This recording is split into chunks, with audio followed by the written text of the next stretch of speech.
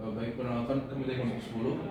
Ada nama saya Fistanano dengan NIM 825210085. Kemudian teman saya Daniel Febrianto dengan NIM 825210105.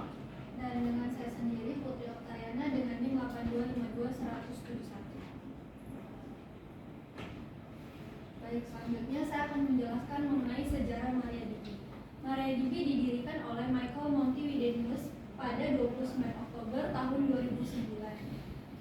Sebelumnya, Michael Monti ini adalah salah satu pendiri dari MySQL.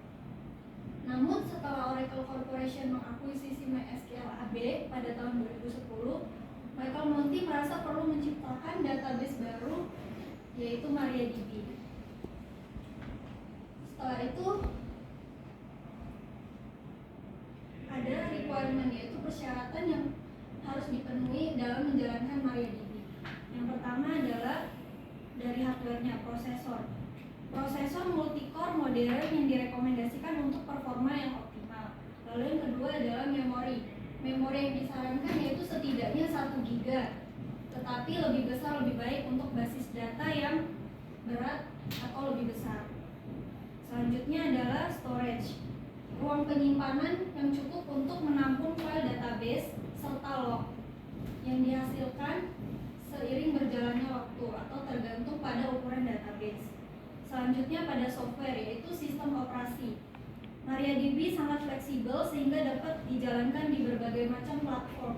Yang pertama adalah sistem operasi Linux seperti Debian, Ubuntu, CentOS, Fedora, dan lain-lain.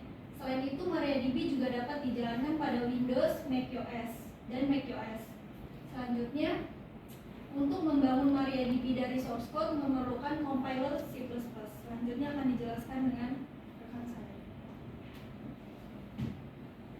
Oke, berikutnya ada 5 keunggulan dari MariaDB. Yang pertama, MariaDB sangat kompatibel dengan MySQL atau kode-kodenya itu mirip dengan MySQL karena merupakan satu pendiri.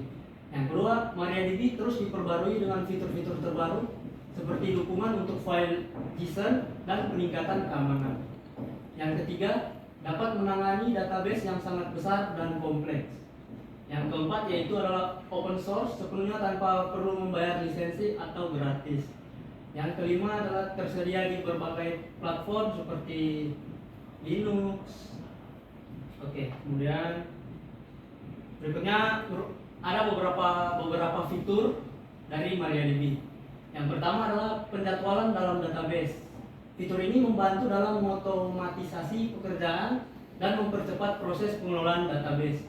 Yang kedua ada pemantauan kinerja. Fitur ini mengoptimalkan kinerja database dan meningkatkan efisiensi operasional. Yang ketiga ada skema dinamis. Fitur ini membantu dalam situasi di mana skema perlu diperbarui atau diubah tanpa menghentikan akses di dalam database. Yang keempat ada partisi table. Fitur ini meningkatkan kinerja query dan efisiensi operasional dengan mengurangi jumlah data yang diproses. Yang kelima ada peningkatan replikasi. Fitur ini membuat salinan database di tempat lain dengan mudah dan meningkatkan ketersediaan database. Yang keenam, indeks paralel, yaitu mempercepat proses pembuatan indeks dan meningkatkan kinerja query pada tabel yang besar. Yang ketujuh yaitu ada keamanan yang ditingkatkan. Fitur ini melindungi data sensitif dari ancaman keamanan dan memastikan akses yang lebih aman ke database. Yang kedelapan, integrasi dengan sistem operasi, yaitu mempermudah proses pengambilan data dari sumber lain dan meningkatkan efisiensi operasional. Yang kesembilan ada penanganan JSON yang lebih baik, yaitu melakukan query dan indexing pada data yang file JSON. Berikutnya akan dijelaskan oleh teman saya Felix. Baik, selanjutnya ada perbandingan dengan database lain. Di sini saya mengambil contoh untuk MariaDB dengan MySQL. Yang pertama ada dari MariaDB, di mana MariaDB ini merupakan sistem open source dan gratis, jadi dapat digunakan, dimodifikasi dan didistribusikan secara gratis. Kemudian ada menawarkan web storage engine seperti Aria dan Myrox, yang membuat MariaDB ini tidak mengalami masalah dalam penyimpanan data dengan storage yang begitu besar.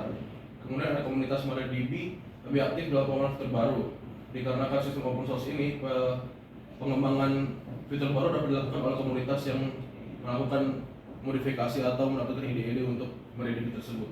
Kemudian dari MySQL sendiri ada beberapa fitur yang terbuka ketika kita sudah membeli lisensi tersebut dari Oracle.